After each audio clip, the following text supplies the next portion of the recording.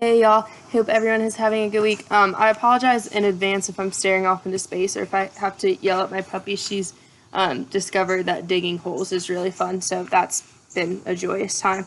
Anyways, through this discussion with you all, I think I'm going to work to kind of take these three, we read Jenks, Lord, and Garrett, take these three separate pieces, and I'm starting to piece together in my head how they're like what I'm taking away that seems to tie together well, or maybe even pushes against each other well. But I'm gonna start with Jenks. He's talking about childhood and childhood specifically as a social practice. But one question that I kept asking myself throughout his piece is how are we defining this idea of childhood in children? And then on that same vein, then how do we define adulthood? And we go back to this idea that I think we've seen throughout all of our readings this semester of like what freedom is and what freedom's supposed to look like.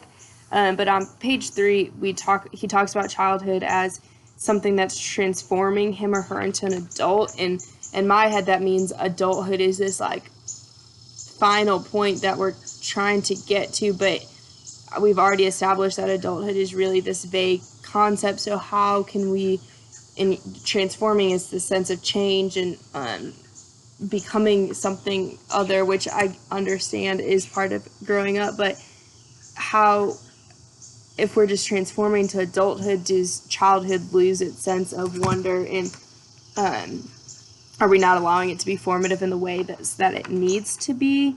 And so then we go into, I'm trying to find it, when he starts talking about the social theory itself and how we have this idea that the adult world is supposed to be more and significantly desirable. On page 9 he's talking about that, and why is it that we make adulthood into be this, yes, you know more by that point, but why are we discounting childhood so much? And yes, we understand that there's growth that needs to happen, but by limiting the formation into this idea, it seems like we're preventing kids from like forging their individual paths and preventing them from sharing with the world what is on them to actually share. So then this is socialization theories where I want to go next. He's saying that we often have this top-down socialization theory that trickles down and ends up creating repression because we're all forced into this same like streamlined path. And by restructuring how we build childhood, there's this potentially dangerous and disruptive difference into a form of this social theory, which I think this idea of disruptive difference is where I'm starting to tie it into the other readings.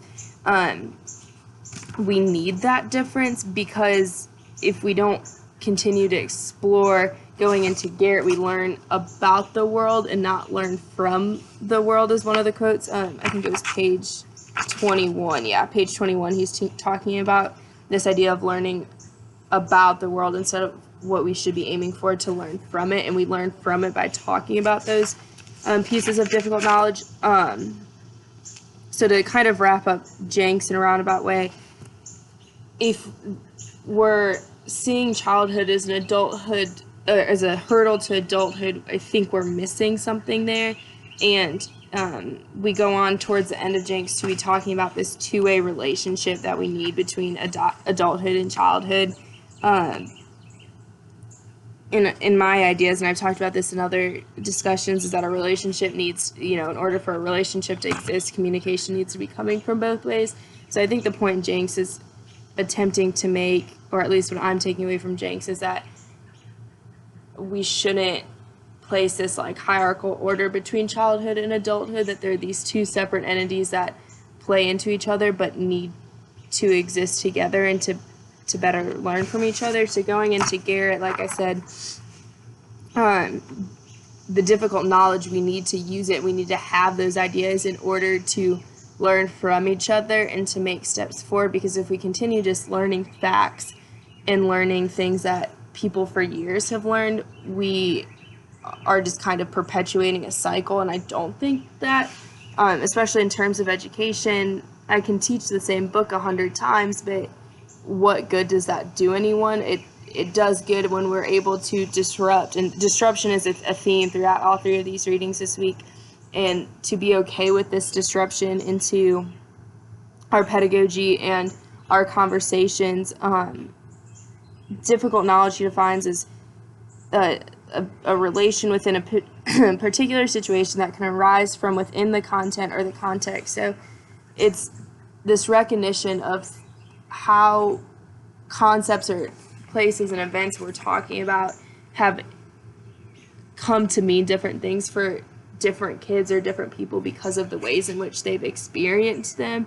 And what might be traumatic to one person is something that evokes no emotion for another kid because they, haven't gotten there. But I don't think, and he's saying by using this difficult knowledge, I'm summarizing a lot into a probably not great summary or conversation about this piece, but I'm taking it as we use these difficult knowledge in a way that feels comfortable but also still vulnerable for our students, in a way that allows them to have conversations that they wouldn't be able to have without their peers around because they don't all share the same difficult knowledge. But back to Jenks, if we just see childhood as this like pressure cooker waiting for them to become adults, and we're not giving, I don't think we'd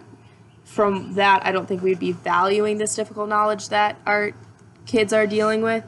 And so then by discounting that, we're not really allowing anything to move forward, and we're just ending up with a lack of freedom in a lot of sense because we're not allowing expression or learning. I've talked about this a lot. You're teaching something instead of allowing them to just learn from each other. And so to finish up here, tying into Lord, what I'm taking away from her most importantly is that difference doesn't have to be negative. And I think that's something that I still sometimes fall trap into, that I'm scared to talk about differences because I don't want, just because I'm not like someone else, don't want to seem like I'm discounting their opinion. So I think that's where it's important to have those open dialogues with each other and know that you're just learning from each other and you're valuing the vulnerability that both or however many parties involved are expressing.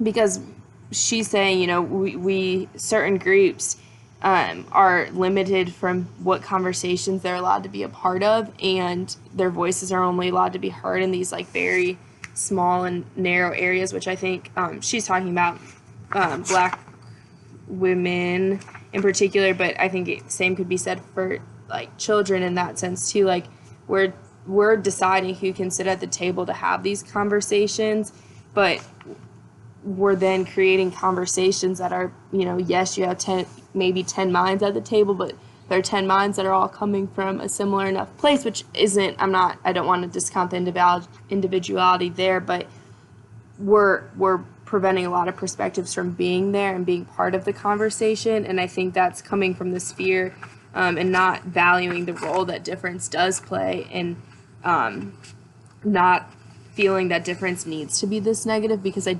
isn't. It's what makes all of us, able to be these people and to cause change in the world. But we have to be able to have conversations about it. And so I think moving forward, what I want to focus on this week is how we use disruption and we use difference to have conversations, and why it's important to do that, and turn that into what that looks like in a classroom, and how you create a space where you can have those conversations. So I've still got a lot to think through here. I enjoy these readings a lot, but I think especially since we've been reading more cohesive books the past few weeks, I'm still processing through exactly what I want to say in a more cohesive way for the analysis this week.